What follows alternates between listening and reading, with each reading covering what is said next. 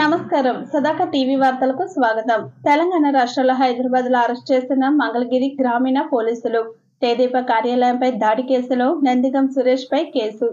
సురేష్ పెట్టుకున్న ముందస్తు బెయిల్ కొట్టివేసిన హైకోర్టు. దీంతో అజ్ఞాతంలోకి పారిపోయిన నందిగం సురేష్.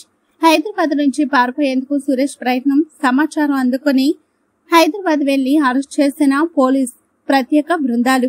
సురేష్ ను గుంటూరు జిల్లాకు తరలిస్తున్న పోలీసులు ముందుగా ఎస్పీ కార్యాలయానికి తీసుకెళ్లే అవకాశం, ఆ తర్వాత కోర్టులో ప్రవేశపెట్టనున్న పోలీసులు. ఈ కేసులో విజయవాడ డిప్యూటీ మేయర్ శైలజారెడ్డి భర్త Srinivas Reddy arrest. Mangalagiri police station తీసుకురానున్నారు.